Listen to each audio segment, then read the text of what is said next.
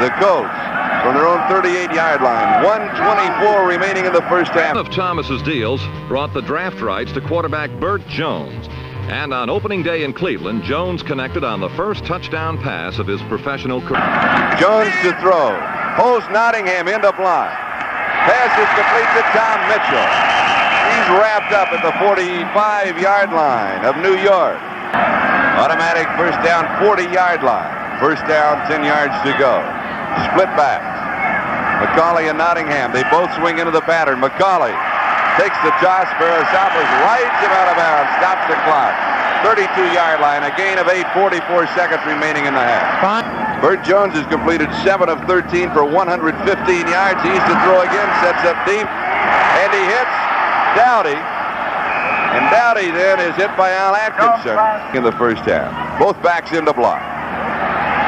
Going for the touchdown, the Colts have it. Glenn Dowdy. Bert Jones, his second touchdown pass of the season. He's expecting help from the inside. At least it looked that way. If we get downfield, there's Jones throwing the football. You'll see Dennis Howell has outside position on the receiver Dowdy, and of course that was Farasopoulos coming over from the middle. Facing the Baltimore Colts, New Orleans saw their secondary shredded by Jones, the good old boy from Ruston, Louisiana. Jones passed Baltimore to a touchdown on their first possession with a strike to unattended Tom Mitchell, number 84. Bert Jones to develop without being rushed. Jones has only to learn the Colt system to be an outstanding quarterback. He already knows how to throw.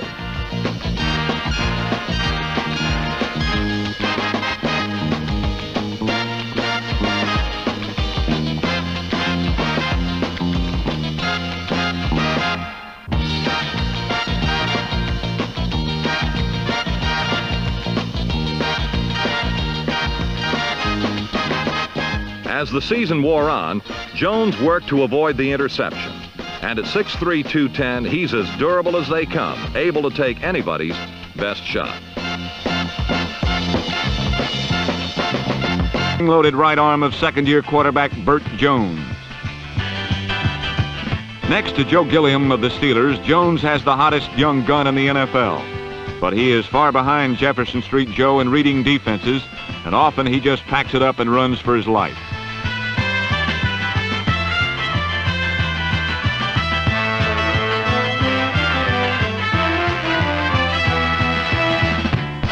Taking a page from Johnny Unitas' playbook, Jones broke out the old flea flicker play.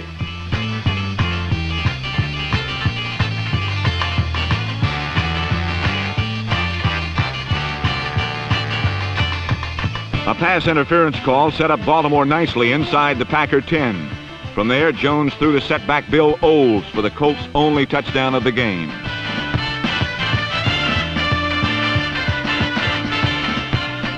Although the Packers dealt Baltimore their second straight loss, 20-13, it'll be an uphill fight for Green Bay in the NFC Central unless they find some lightning in their offense. Add Huff and Coons to Ken Mendenhall, Dennis Nelson, Elmer Collette, David Taylor, Dan Neal, and Robert Pratt, and tight end Raymond Chester, number 87. The Colt outside receiving corps is the youngest unit on the team.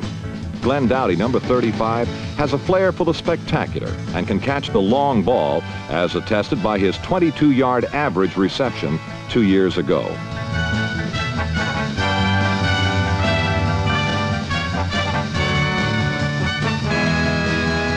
Two rookies in 1974 will be the starters at wide receiver in 1975. Number 81, Roger Carr, made his selection in the first round in Number 86, who came in the 7th round from Amherst College, was.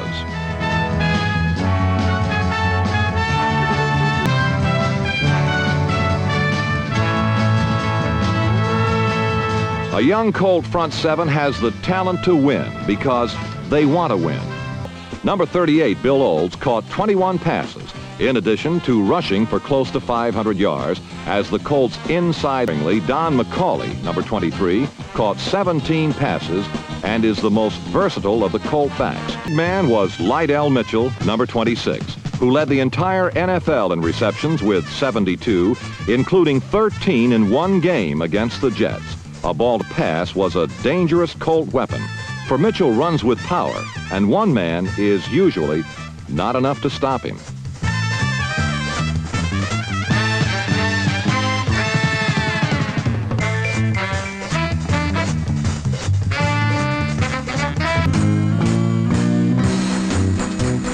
Colt hopes for the future closely parallel the fortunes of Bert Jones.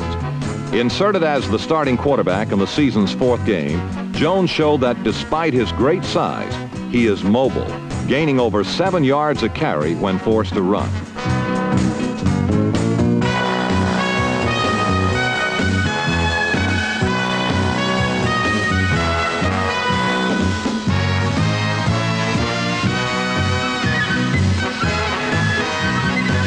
At 6'3", 205 pounds, stopping a running Bert Jones is a formidable task, and the Colts have the luxury of using this threat as part of their game plan.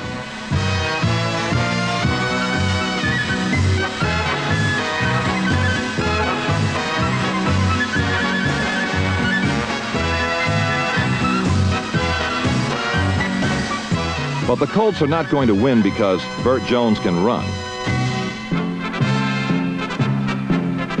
If the Colts are to win, it'll be because Bert Jones can throw a football as good as anyone, better than most.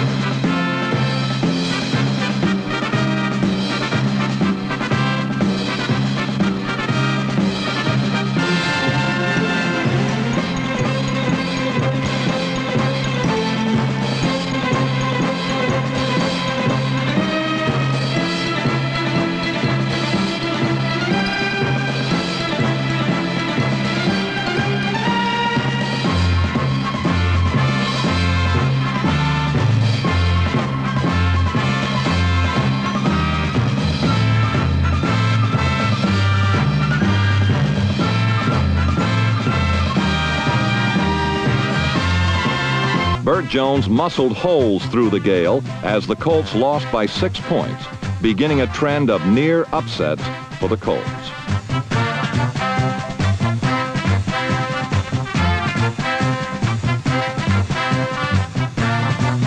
The next week, against the Dolphins, Jones again threw well and very nearly generated the first big upset of his career, only to lose by 1 heartbreaking point.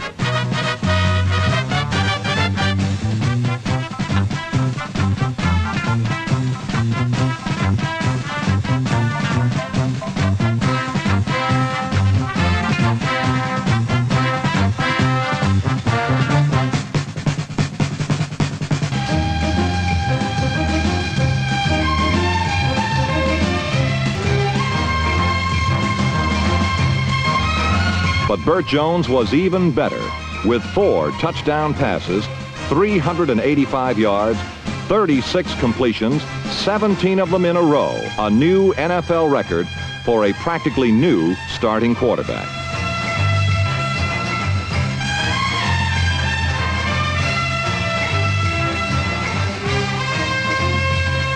In Bert Jones, the talent to win is there. He is a winner. And with Jones in control of the offense and the many lessons learned during the 1974 season, the Baltimore Colts are not far from being winners again, too. Strong right arm of third-year quarterback Bert Jones. But last week against the Chicago Bears, Jones added a new dimension to the Colt attack.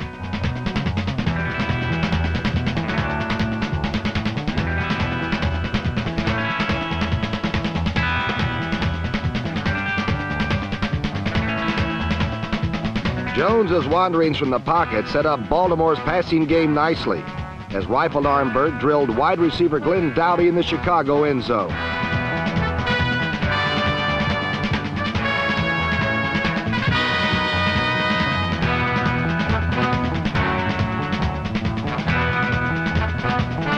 Jones completed 15 passes on the day for 177 yards and 2 touchdowns. and his second scoring toss looked pretty much like the first.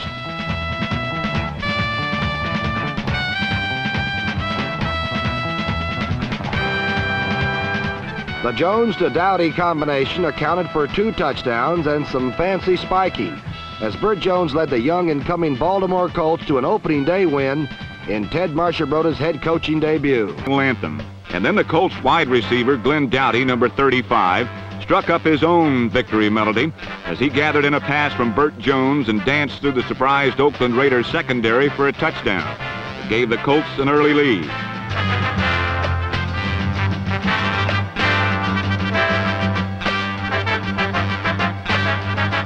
The anguish and pain generally associated with the powerful Ram pass rush.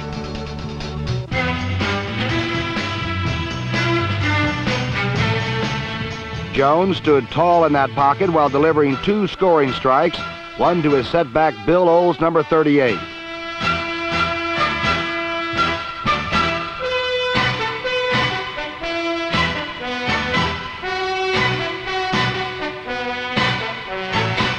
The Colts, whose rebuilding program seems at last to be paying off. Baltimore's offense was also effective early in the game. Bert Jones belabored the Bills with his accurate passing.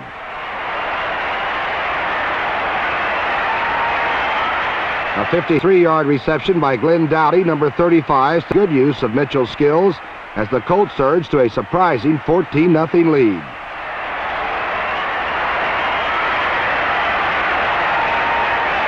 One covered Glenn Dowdy.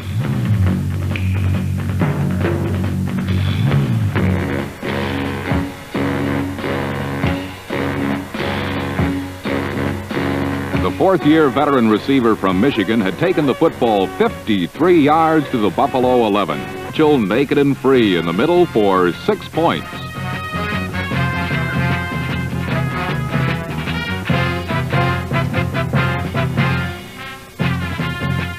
The young Colts had refused to fold and had brought their lead back to 11 over Buffalo.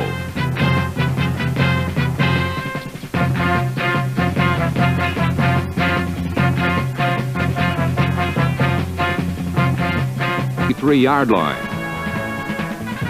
But from there, Jones went to Mitchell anyway.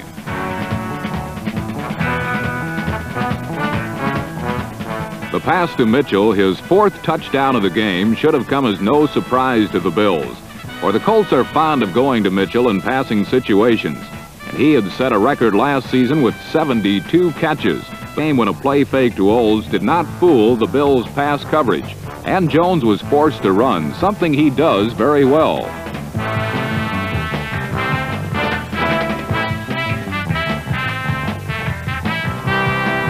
Jones gained 25 yards to midfield and then found a couple of ways to defeat the Bills' rush.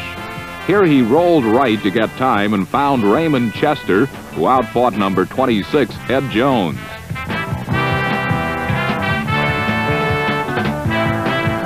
Jones turned to argue and Chester escaped for additional yardage. Another way Jones found to beat the Bills' rush was to unload quickly.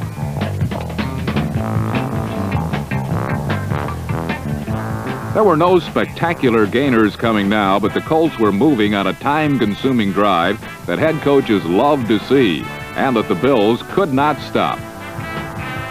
Lydell Mitchell, who would gain over 100 yards rushing for the game, carried to a 1st and goal at the 9.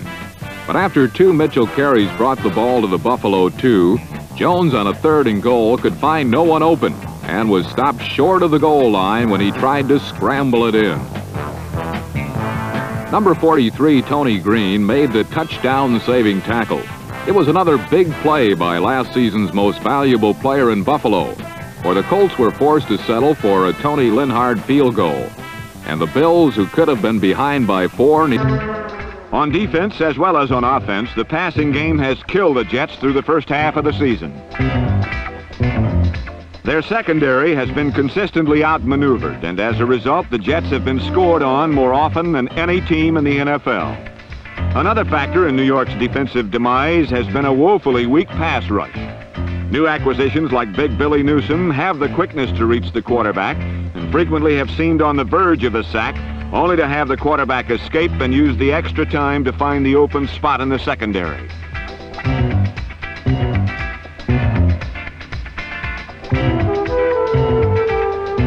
Enough to ensure victory.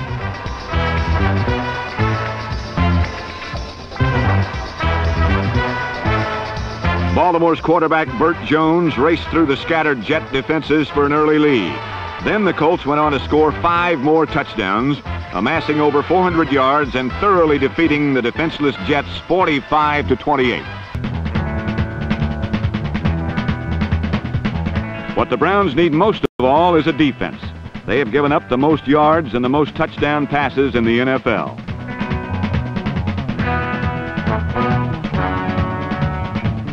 Like Ron East, number 77, often become too concerned with punishing the offensive blocker.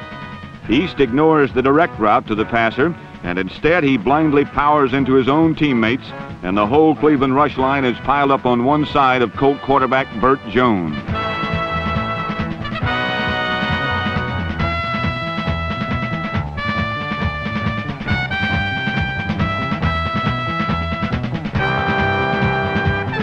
Cleveland's clumsy and misdirected pass rush was a major reason for Baltimore's offensive success. Jones was frequently hurried and pressured by the Brown rush, but most of the time he escaped and the Colts gained yardage.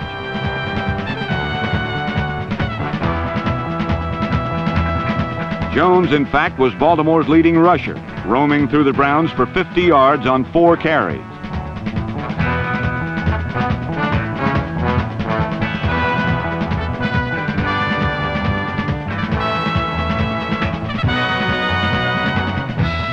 Them a lot of production value.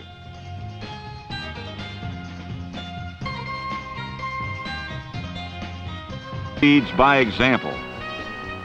The example he sets is scramble, gamble, claw, and crawl. Just get results.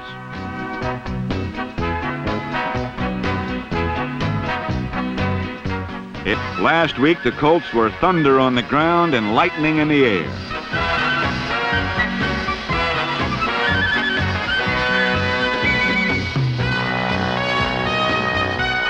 This 90-yard Bert Jones to Roger Carr hookup broke a Colt record for the longest pass play.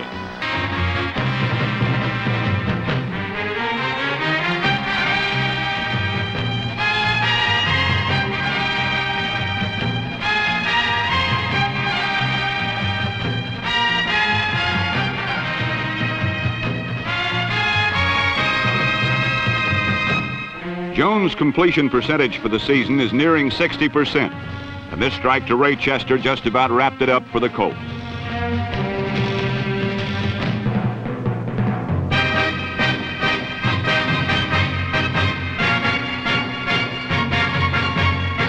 To get a lot of yards in a hurry.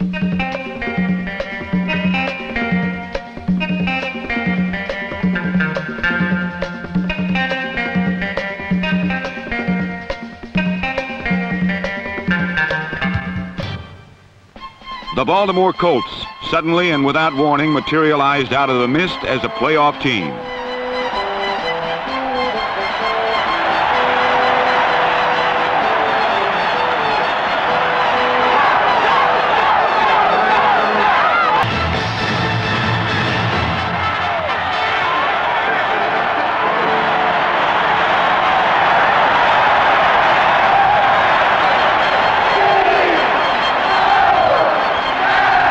It wasn't Bert Jones who won it, but Tony Linhart, a 33-year-old Austrian architect and former soccer player.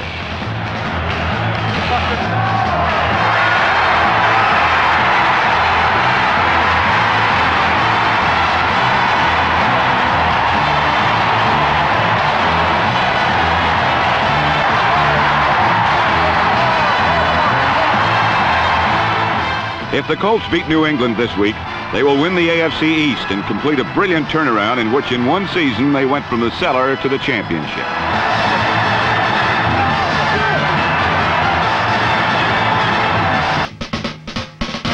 The Colts defeated the New England Patriots 34-21 and thus achieved the most remarkable turnaround in the history of the NFL.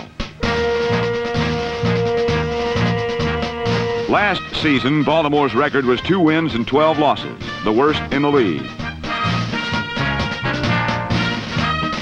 At the beginning of this season, they lost 4 out of their first 5 games. Then they suddenly caught fire and burned through the league with 9 consecutive victories and won first place in the Eastern Division of the AFC.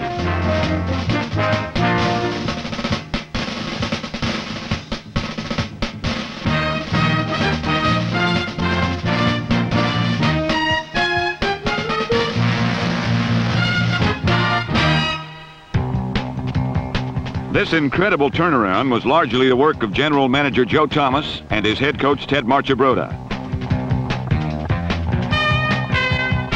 Under Marchibroda's direction, the Colt offense made the greatest improvement in the league. Last year, they scored 190 points. This season, they rolled up 395.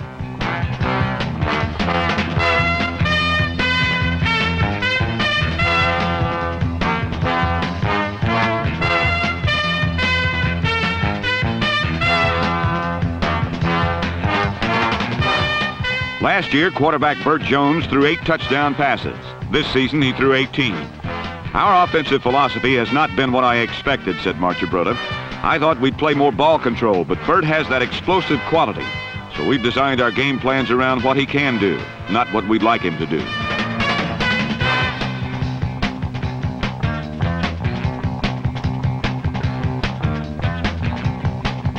In addition to passing, Jones can run well enough to be Baltimore's second leading ground gainer, and no quarterback in pro football this season rushed for as many yards as Jones.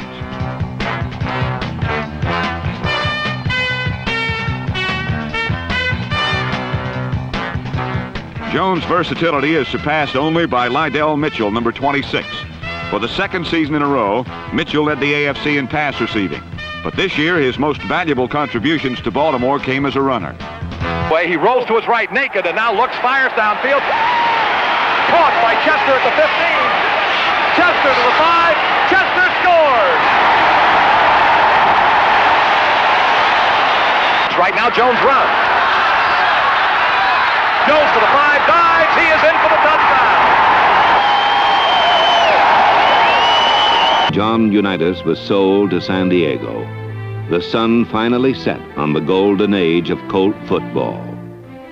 The same year, however, Joe Thomas drafted a young quarterback from LSU, and by 1975, the same fans who once analyzed the cool precision of Unitas were now amazed by the reckless courage of their new quarterback, Bert Jones.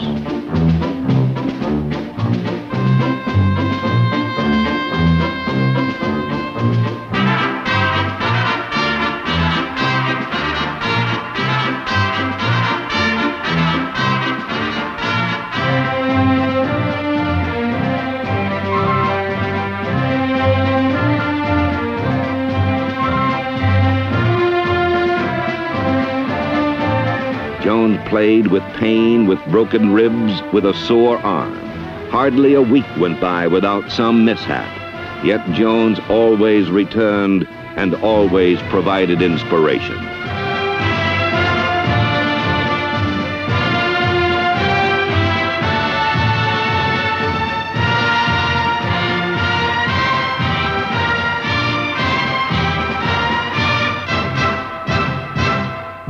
In the same year that Jones arrived, the Colts traded for Raymond Chester, number 87, a rangy tight end who makes a practice of running over defensive backs.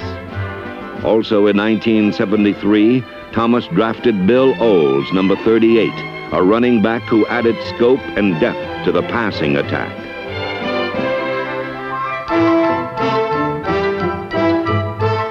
Glenn Dowdy, number 35, is the Colts' most talented wide receiver, and as such, he has had to stay alert to survive the feet and fists that often come winging his way.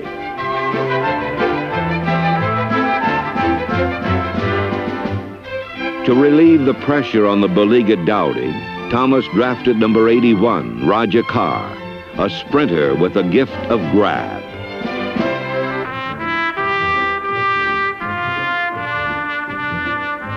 When defenders became overly concerned with the deep pass to Carr, Dowdy ran shorter routes, and used his running ability to gain more yards catching passes than anyone else on the team.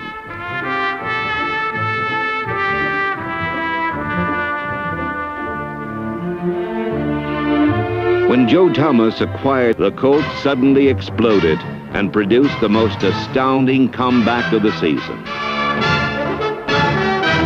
Baltimore went on to roll up 35 points, scoring touchdowns from insulting distances. Revival. A young team that had lost just enough of its innocence to reach a sharp fighting edge. Baltimore's victory over the Bills moved them into third place in the Eastern Division. Getting a little bit on the cooler side, and Jones takes it away. He wants to throw. Pressure is coming. Rolls right, sets and fires. Caught by Lydell Mitchell. He's got a first down inside the Miami 40. The takeaway by Bert. No fake. Deep drop. Wants to throw. Dumps it off to Mitchell. Mitchell's got it 35, 30. Down to the 25. And he's inside the Miami 25 and taken down at about the 23.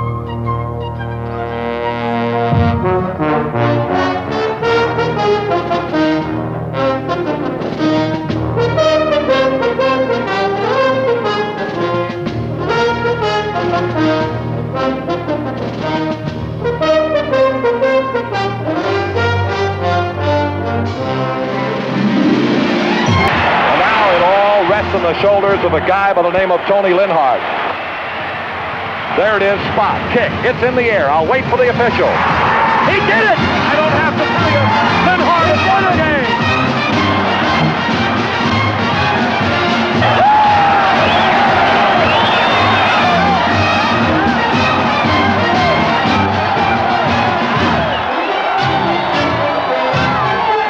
The Colt football team are being mobbed by young football fans who have waited and waited and waited.